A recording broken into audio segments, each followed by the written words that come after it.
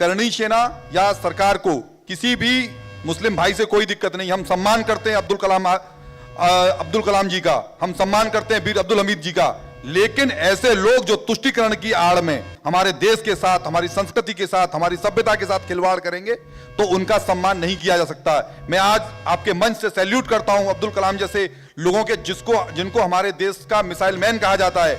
Sir झुकता है sir उनके सजदे में हमारा। बहुत बहुत स्वागत है सर आपका तहलका संवाद कार्यक्रम में। धन्यवाद। दरअसल हमने आपको पहले भी बुलाया, लेकिन ऑनलाइन हम लोगों का सब कुछ चल रहा है, पूरा प्रोसीजर डिजिटल का ज़माना है, तो आपकी डिमांड ज़्यादा है कि एक बार फिर से दर्शक जो है हमारे वो आपको सुनना चाहते हैं। ऐसे मैसेजेस हमें ईमेल्स वगैरह आ रही हैं, हमने कहा ठीक है एक बार फिर से सर को अपने दर्शकों के सामने ले आते हैं। सर, जो पब्लिक है वो ज़्यादातर ये जानना चाहती है कि आपका मेन मकसद जो है इस संगठन का वो क्या है, किस उद्देश्य को साथ लेकर आप काम करना चाहते हैं? देखिए, जैसा कि हम सभी जानते हैं, हम सभी लोगों का एक सपना रहा है, राम राज्य का सपना, जिसमें कोई भी व्यक्ति चाहे वो उपेक्षित ना रहे, चाहे वो गरीब हो, चाहे वो शोषित हो, चाहे वो वंचित हो, उन सभी को न्याय मिल सके एवं किसी भी प्रकार का कष्ट किसी भी व्यक्ति को ना रहे। ऐसे राम राज्य की परिकल्पना ये हम सभी सनातनियों का एक सपना रहा है और उसी सपने को पूरा करने के लिए हम देख रहे हैं इस समय हमारी जो सरकारें हैं वो भी कार्य कर रही हैं और हमारे ऐसे जो सामाजिक संगठन है वो भी निरंतर सहयोगी बनकर सरकार का एवं सनातन धर्म के जो भी कार्य होते हैं उनका निर्वहन करते रहते हैं। इसी संकल्प को लेके ही हमारा संगठन श्री राष्ट्रीय राजपूत करणी सेना ये आगे बढ़ रहा है। ये हमारे जो राष्ट्रीय नेतृत्व का भी यही कहना है और जो हमारे प्रदेश के जो नेतृत्व है उसका भी यही कहना है कि किसी भी प्रकार से कोई भी शोषित, वंचित या उसके साथ कोई भी अन्याय हो रहा है, ऐसा अन्याय समाज में न होने दिया जाए। सर, कितना वक्त और चाहिए राम राज्य स्थापित करने के लिए? क्योंकि जब सरकार आई काफी टाइम हो चुका है, 2 बार का पैटर्न पूरा होने को है, तब भी यही था कि राम राज लेकर आएंगे, तो और आप कह रहे हैं कि हम लाने के सपने को पूरा करने की दिशा में आगे बढ़ रहे हैं, मतलब राम राज अभी नहीं आया?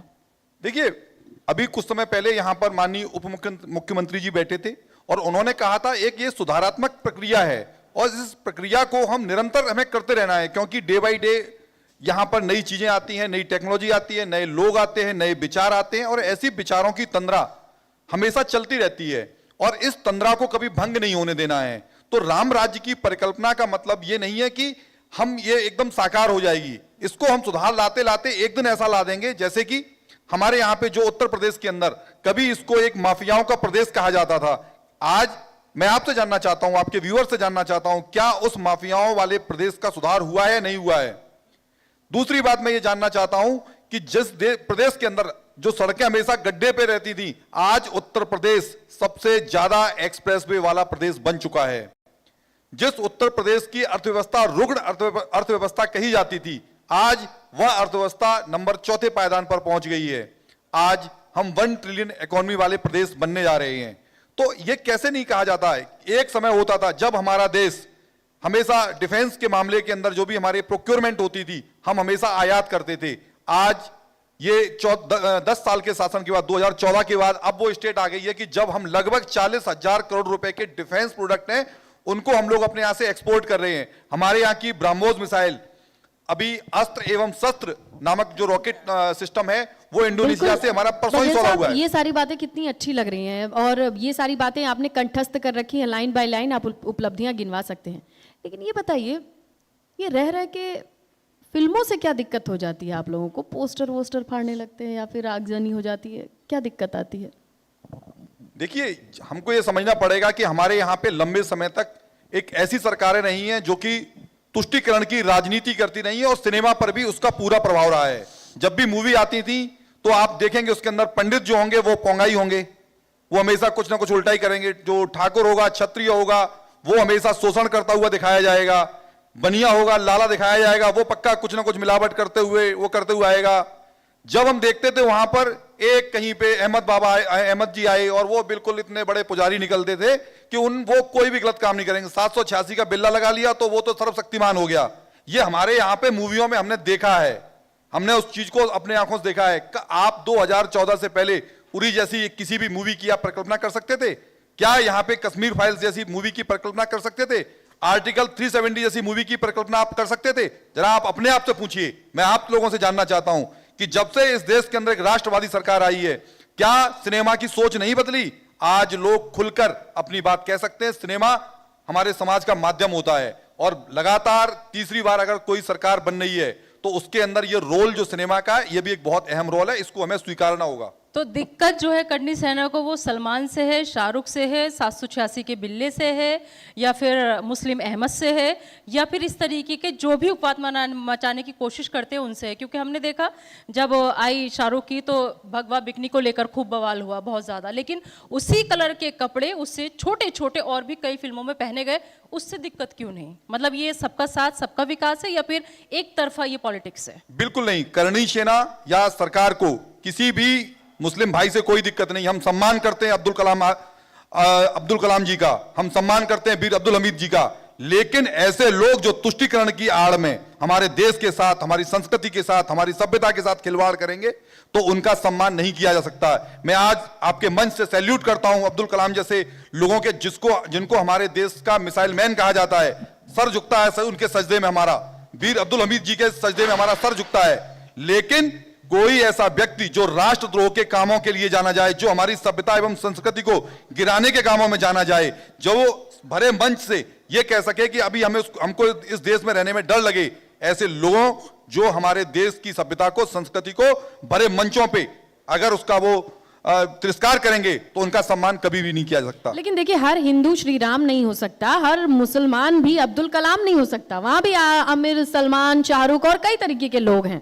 लेकिन विरोध एक सिनेमा जिसकी पात्र और घटनाएं काल्पनिक हो सकती हैं, ऐसे में सिनेमा का विरोध क्यों? मतलब वो तो इमेजिनरी हो सकती है, उसके ऊपर लिखा जा सकता है। जो चीज किसी की कल्पना है उससे आपको क्या दिक्कत हो सकती है, या आपकी सेना को क्या दिक्कत हो सकती है? बिल्कुल सही कहा आपने। इस देश के अंदर सेक्सी दुर्गा नामक मूवी बन सकती है।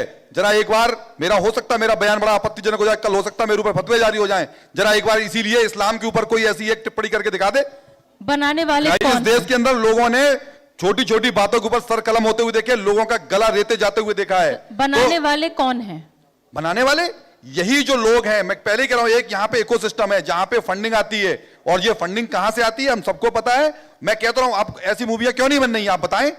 मैं तो आपसे जानना चाह रहा हूं क्या हुआ 2014 के बाद? उस फंडिंग को रोका गया है जो दुबई से बैठे हुए माफियाओं से और इस तरीके के काम करने वाले जो विदेशी फंडिंग आ रही थी, जिन लोगों को सिर्फ हमारी संस्कृति को नुकसान पहुंचाना था। हमारे देश की संस्कृति हिंदू और मुसलमान से मिलकर बनी है, लेकिन सिर्फ हिंदुओं का तुष्टीकरण के नाम पे हिंदुओं का दमन करना, उनकी सभ्यताओं का, उनके संस्कारों को गलत दिखाना, यह बर्दाश्त नहीं किया जा सकता। लेकिन आप जानते हैं, हम लोग जब ऐसे कवर करते हैं, ऐसे इवेंट को कवर करते हैं जहाँ पे करनी सेना या बहुत किसी फिल्म के विरोध में ट्रैफिक लगा है, प्रदर्शन हो रहे हैं, हम लोग ये बैठे बैठे सोचते हैं कि भाई हमारे देश में इतने सारे ज्वलंत मुद्दे हैं, हमारे देश की इतनी बड़ी बड़ी समस्याएं हैं, किसी ने फलाने ने पिक्चर बना दी, अपनी कल्पना के तोते उड़ा ही दिए, जाने दो, असल मुद्दों पर क्यों नहीं उस तरीके की भीड़ आती? मैं फिर आपसे कहना चाहता हूं कि हम हर मुद्दे पे जाते हैं। चूंकि आपने विषय सिनेमा रखा था तो मैं सिनेमा को ही बार बार कहना चाहूंगा। लोगों का नाम लिया जाए ना, मैं सच बता रही हूँ, जितने युवा वर्ग हैं वो कहे करनी सेना, अच्छा जोधापुर वाले, वो आपको ऐसे ही याद रखते हैं। देखिए, अगर लोगों के मन में इस तरीके की बातें आती हैं तो उनको ये याद रखना चाहिए कि अगर दोबारा आपने कोई भी पंगेबाजी वाली फिल्म बनाई तो आपको जैसे पहले सबक दिया गया, फिर दोबारा से भी ऐसा सबक सिखाने में नहीं आएंगे। बॉलीवुड को ऐसी चुनौती देंगे आप? बिल्कुल। अगर गलत करोगे, हमारे देश की सभ्यता एवं संस्कृति का अपमान करोगे, तो चाहे बॉलीवुड हो चाहे हॉलीवुड हो, किसी को भी बर्दाश्त नहीं किया जाएगा। और सिनेमा हॉल वाले कौन से लोग होते हैं जो जिनके यहाँ पिक्चर लगती है? भाई प्रॉफिट कमाना, बहुत सारे काम है, उल्टे पुल्टे काम से प्रॉफिट कमाने की जो आपकी संस्कृति चली आ रही है उससे बाज आ जाओ। आप लोगों से निवेदन है, बहुत अच्छी मूवीज आती हैं जिसमें हमारे देश का नाम होता है, आप बढ़िया से बढ़िया मूवी अपने यहाँ चलवाओ। ऐसा मैं कामना करता हूं कि आपको बहुत ज्यादा लाभ हो। लेकिन जिन चीजों से हमारे समाज के अंदर कोई गंदगी फैलती है, जिन चीजों से हमारे समाज के अंदर कोई द्वेष भावना आपको नहीं फैलती लगता है, कि आप जबरदस्ती कर रहे हैं कि हम किस तरीके की मूवी देखें? आपकी पसंद की ही देखें, हम अपनी पसंद की मूवी ना देखें? ये तो घर में लड़ाई वाली बात हो गई कि रिमोट किसके हाथ में रहेगा। आप इसके लिए बहुत सारी जगह बनी हुई है, बहुत सारे ओटीटी चैनल बने हुए हैं, बड़ी बड़ी टीवी बनी हुई है। अरे कल ने आप लोग ओटीटी पे भी दिक्कत करने लगे तो कहाँ जाएंगे? नहीं, कोई ऐसी दिक्कत की बात नहीं है। ये जो अभद्रता वाली चीजें हैं, जो एक पर्दे में रहने वाली चीजें हैं, वो पर्दे के अंदर ही रहनी चाहिए। भदौरिया जी, एक चीज जो अगर हॉल के अंदर मना है, उससे परहेज है, तो वो ओटीटी पे उस पे सही कैसे हो सकती है? वो आपकी अभिव्यक्ति की आजादी, जो आप अभी कह रही कि हम देखना चाहते हैं, आप आराम से देखो। अपने मोबाइल के ऊपर किसने मना किया है वो, लेकिन लोगों के बीच में नहीं फैलनी चाहिए। कोई अगर बीमारी है, कोई भी अगर पेंडेमिक है, तो उसको रोका जाना चाहिए। आप समझिए, समाज को दूषित करने वाली चीजें ये पैंडेमिक है, इनको रोका जाना चाहिए। और मैं कह तो रहा हूं, देशभक्ति से ओत-पोत मूवीज हो, खूब चलाओ। जो देश को तोड़ने वाली मूवीज हो, क्या उनको बढ़ावा देना चाहिए? मैं आपसे जानना चाहता हूं। कभी नहीं देना चाहिए, जिससे हमारे समाज के अंदर गंदगी फैले। कोई ऐसी मूवी आ जाए जिसमें बच्चियों के साथ रेप होता हुआ दिखाया जाए और उसको बढ़ावा दिया जाए। कोई ऐसी मूवी आ जाए जिसमें देश के प्रति आतंकवादियों को बढ़ावा दिया जाए। ऐसी मूवीज को रोका जाना चाहिए। करणी सेना एवं सरकार का यही उद्देश्य होता है कि ऐसे लोगों को बढ़ावा न दिया जाए।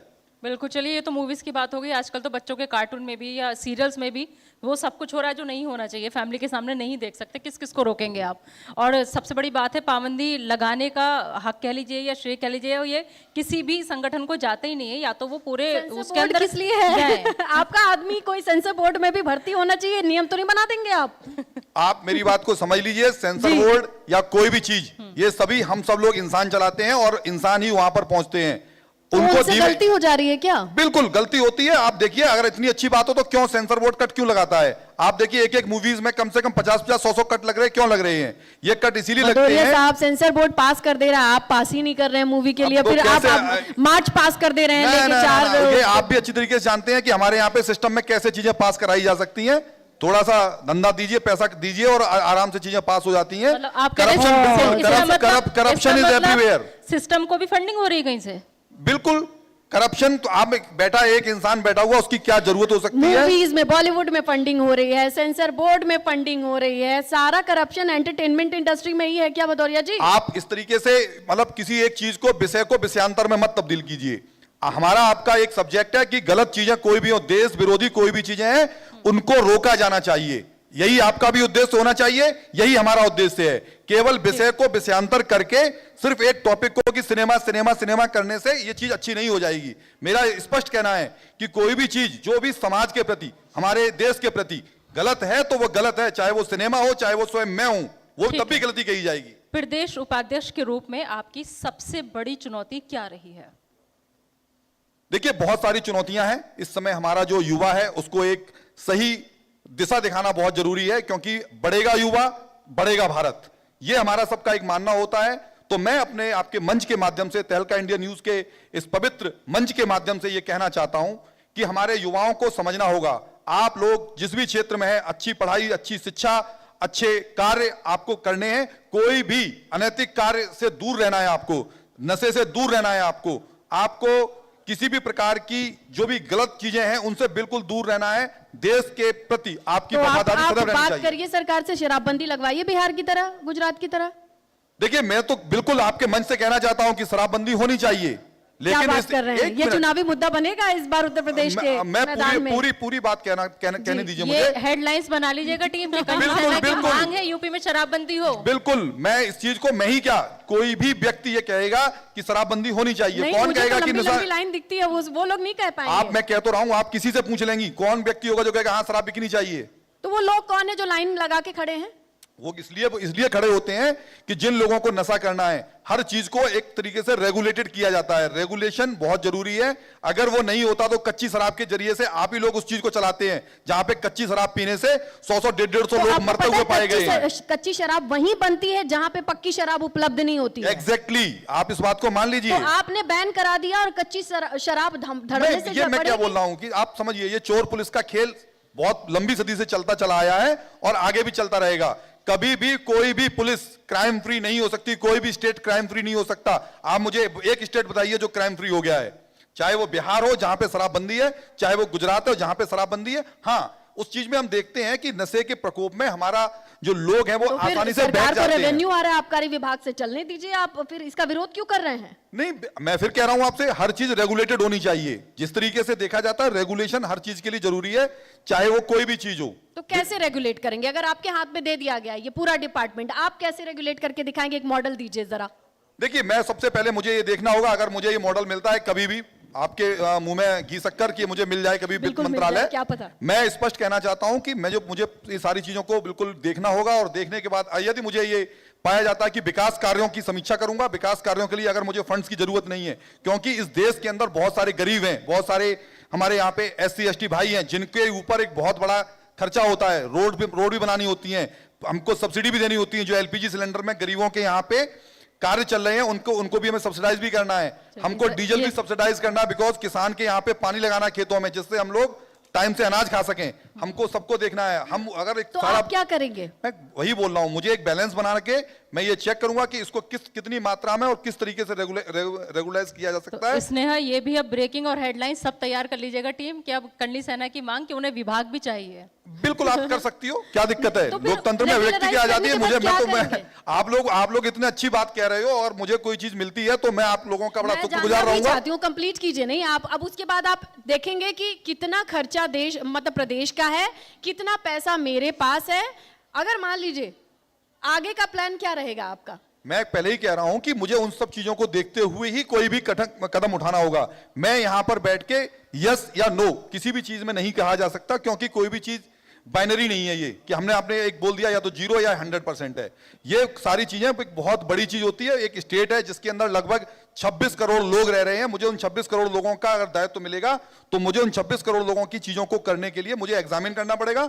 एग्जामिन करने के बाद इसको कितना रेगुलेट किया जा सकता है, कैसे रेगुलेट किया जा सकता है, उस चीज पर पक्का ध्यान दिया जाएगा। चलिए, युवाओं के नशे की हमने बात की यहाँ पर, लेकिन नशे के साथ साथ बेरोजगारी पर अगर मैं आपकी रणनीति जानना चाहूँ तो क्या है? इसके लिए तो सबसे पहले सोचना पड़ेगा युवाओं के लिए। आपका संगठन इस दिशा में कोई काम कर रहा है?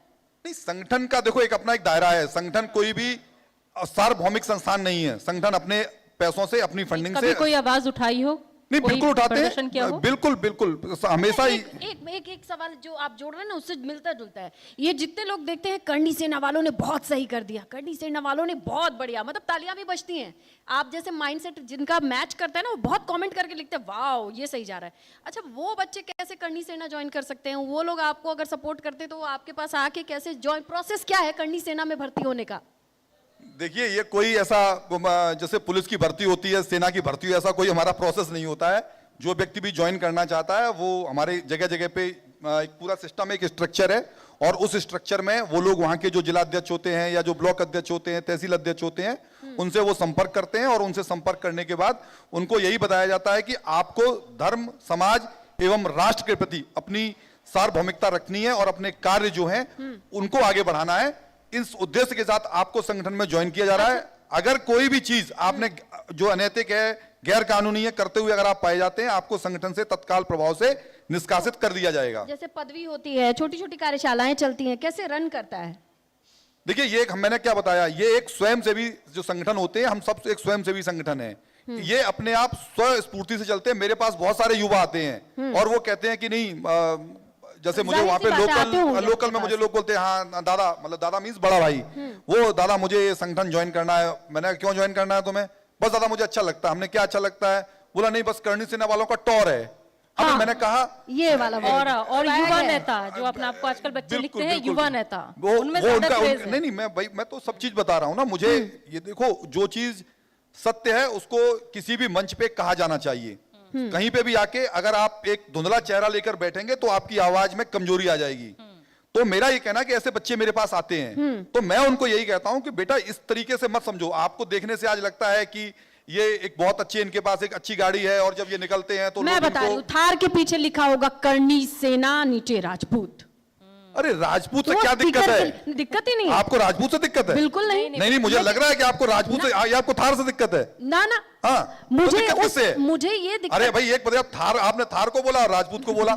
आप खुद कह रही मुझे थार से भी दिक्कत नहीं है, राजपूत से दिक्कत नहीं है। हाँ, लेकिन तो मैं क्या वो प्रॉब्लम? लोगों का माइंडसेट जानना चाहती हूँ जिनको आपके यहाँ से स्टिकर मिलता है। अरे दोनों बढ़िया चीजें हैं। राजपूत एक अपना अच्छे कुल में पैदा हुए, भगवान श्री राम उसी कुल में पैदा हुए। वो कुल की तो मैंने बुराई ही नहीं तो करी। थार बहुत अच्छी गाड़ी है। क्या ये स्वैग है, क्या ये ऑरा है, या एक जिम्मेदारी है? ये एक जिम्मेदारी है, और इस जिम्मेदारी का निर्वहन करने में मैं आपको बताता हूं, हम लोगों को कोई सैलरी नहीं मिलती है, ना कोई समाज से हम लोगों को कोई इस तरीके का बांध दिया गया है कि हर महीने भाई आप जिलाध्यक्ष हो तो आपको 50,000 रुपए मिलेंगे, या कोई ब्लॉक अध्यक्ष उसको 30,000 रुपए। ये कोई ऐसा हायरार्की वाला सिस्टम नहीं है फौज या पुलिस का कि सिपाही को इतने पैसे, कांस्टेबल को इतने पैसे, कप्तान को इतने रुपए। ये ऐसा कोई सैलरी सिस्टम नहीं है। ये हम सब लोग अपनी पॉकेट से अपना पैसा खर्च करते हैं, अपनी पॉकेट से अपने संसाधनों को खर्च करते हैं, अपना समय खर्च करते हैं, उसके बाद जनता के बीच में जाते हैं। तो आप लोगों के माध्यम से मैं ये सभी को बताना चाहता हूं कि लोग हर बार छोटी मोटी बात पे, चाहे सोशल मीडिया हो या कहीं पे, संगठन क्या कर रहे हैं? अरे संगठनों को कोई क्या कहीं से फंडिंग मिल रही है या कोई हमको कोई पैसा दे रहा है? हम अपना समय, अपना पैसा खर्च करके जनता के हितों में, जनता के हितों की लड़ाई लड़ने के लिए जगह जगह पे जाते हैं, उनकी बात रखते हैं, चाहे वो शासन हो एवं प्रशासन हो, संवैधानिक दायरे में रहते हुए कोशिश करते हैं कि सभी लोगों को न्याय मिल सके। ठीक है, आपने राजपूत समाज का जिक्र किया।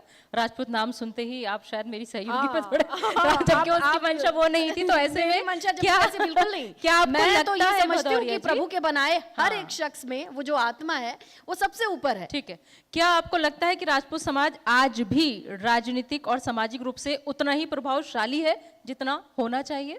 ये सवाल तो आप अपने आप से, जनता से पूछिए। आज भी ऐसी जगह हैं जहां पे राजपूत समाज की संख्या बहुत कम है, लेकिन लोग उन लोगों की बातों को, उनके चरित्र को स्वीकार करते हैं, और उस चरित्र को स्वीकार करते हुए हमारी आज जहां पे भी पॉपुलेशन से ज्यादा हमारा प्रतिनिधित्व होता है, तो आप इस बात को समझ सकते हैं कि लोग आज भी विश्वास करते हैं कि छत्रत्व ने क्या दिया इस देश को। इस देश को बनाने के लिए रियासतें दान में दे दी हैं, राज्य रजवाड़े हमने दान में दिए हैं। आपको बता देता हूं, जब अंग्रेज यहां से गए थे उस समय इस देश के अंदर हर प्रिंसली स्टेट को यह अधिकार देके गए थे कि चाहो तो आप इंडिया में मिल जाओ, चाहे तो आप पाकिस्तान में मिल जाओ, और चाहे तो आप अपने आप को इंडिपेंडेंट घोषित कर दीजिए। तो सबसे ज्यादा प्रिंसली स्टेट राजपूतों के थे। उन्होंने इस देश की खातिर अपना मर्जर इस देश के अंदर किया है। जिस समय विनोबा भावे जी द्वारा भूदान आंदोलन हुआ, हमने अपनी जिम्मेदारियां इस देश के लिए दी। आज जिनको हम अपने संविधान का निर्माता कहते हैं, doctor B are Ambedkar ji, उनको बाहर जब पढ़ने के लिए गए थे, उनको सयाजी गायकवाड़ जो कि बड़ौदा के राजा थे, उन्होंने उनको उस समय वजीफा स्कॉलरशिप देके उनको पढ़ाने के लिए मदद की। आप एक जगह कहां देखेंगे, राजपूत अपने आप में त्याग की एक बहुत बड़ी गाथा है। उस गाथा को हम लोग को स्वीकार करना चाहिए। मैं ये निवेदन करता हूं कि जिस भी गांव में राजपूत होंगे वहां पे बरसों से आप चले आइए। कौन मां ये छत्राणियों का आप इतिहास जौहर कर लेती थी। जवान जो हमारी यहाँ की छत्राणियां होती थी, जैसे ही उनके पति पता पड़े युद्ध में मर गए, कौन अपने आप को जलाना चाहेगा। उन्होंने जौहर किया है। ये भी कहा जाता है कि सीएम योगी का इसीलिए बहुत लगाव है या झुकाव है, ये बात सच है? क्या आप मिले हैं सीएम योगी से? नहीं, मैं नहीं मिला हूं। ऐसा सौभाग्य मुझे अभी तक प्राप्त नहीं हुआ है, और जिस दिन मैं उनसे मिलूंगा उस दिन को मैं अपने आप को बहुत बड़ा सौभाग्यशाली मानूंगा, क्योंकि योगी जी के रूप में इस प्रदेश को एक ऐसा यशस्वी मुख्यमंत्री मिला है जिसने इस देश के अंदर प्रदेश के अंदर माफिया राज का खात्मा किया है, जिसने इस प्रदेश के अंदर अर्थव्यवस्था को बढ़ाने वाले काम किए हैं, जिसने इस प्रदेश के अंदर यहां पर एक्सप्रेस वे का जाल बिछाने की वो किया है, इस प्रदेश के अंदर ब्रह्मोस जैसे जो उपक्रम है उनको यहां पे सेटअप किया है। इस प्रदेश के अंदर जहां पे मातृ शक्ति हमारी माताएं बहनें खुलेआम आज विचरण कर सकती हैं, एक ऐसे प्रदेश का नवनिर्माण किया है। ऐसे सौभाग्यशाली, ऐसे हमारे यशस्वी मुख्यमंत्री से अगर जिस दिन मुझे मिलने का मौका मिलेगा, मैं अपने आप को बहुत सौभाग्यशाली मानूंगा। तो मान के चलें इस हिसाब से 27 में अब की बार फिर से योगी सरकार? आप मान के मत चलो, आप लिख के रख लो। ये आपको अभी से ही, आपको और आपके जो व्यूअर्स हैं उनको मैं बताना चाहता हूं कि जनता ये जान चुकी, चाहे कोई कितना भी भ्रमित कर ले, चाहे कोई लगा ले। मुझे क्लियर कीजिए, 27 में बीजेपी आएगी कि सीएम योगी आएंगे? देखिए, दोनों एक दूसरे के ना, बात एक नहीं, नहीं है। पर्यायवाची हैं। आप दोनों को अलग अलग मत करिए। एक भगवा संत जो अच्छा, मान शासन कर लीजिए रहा है, बीजेपी जीत जाती है और सीएम योगी जी के अलावा किसी और को बनाया जाता है, तो करणी सेना का क्या रिएक्शन होगा? नहीं, करणी सेना का रिएक्शन तो सीधी सी बात है। देखो, बाबा जी से लगाव जो है हम लोगों का वो अल्टीमेट है ही है। मैं आप लोगों के बीजेपी मन से से ज्यादा लगाव है या बाबा जी से ज्यादा नहीं, लगाव है? दोनों से लगाव है। बराबर नहीं हो सकता। दोनों से लगाव है। 5 उंगलियां बराबर नहीं। दोनों एक जवाब दीजिएगा। दोनों एक दूसरे के पर्यायवाची ना हैं। ना, बाबा चाहिए कि बीजेपी चाहिए? इसने अब क्या लिख कर रखा? जब अब मानिए, क्या लिखे बताइए आप? मैं उसका जवाब करणी देता हूं। सेना क्या चाहती है, बाबा या बीजेपी? मैं जवाब दे रहा हूं आपको। जब माननीय प्रधानमंत्री जी ने, माननीय राष्ट्रीय अध्यक्ष नितिन नवीन जी ने इस बात की घोषणा कर दी है, तो मैं एक छोटा कार्यकर्ता हूं, मैं इस और बात को अगर कैसे कह सकता हूं? नहीं करते तो आप लोगों की करणी सेना की भावनाएं आहत होती या नहीं होती? ये अब जो हाइपोथेटिकल थिंग्स हैं, इनके बारे में कोई ज्यादा देखिए, कुछ कहा अगर नहीं दिल है। में मोहब्बत है तो खुल के बताइए। ऐसे अगर मगर का जवाब तो बहुत सारे ऐसे, नहीं, अगर ऐसा होता तो ऐसा होता। सॉफ्ट कॉर्नर है तो मान जाइए। नहीं, बिल्कुल इस बात को मानने में बिल्कुल वो नहीं है। हाँ, बिल्कुल सॉफ्ट कॉर्नर क्यों नहीं है? बाबा जी ने अच्छा काम किया है, बाबा जी ने इस प्रदेश के निर्माण में अहम भूमिका निभाई है, तो उस बाबा बात जी को से अच्छा सीएम नहीं मिल सकता यूपी में, आप ये कहना चाह रहे हैं? एज ऑन डेट कोई भी नहीं है।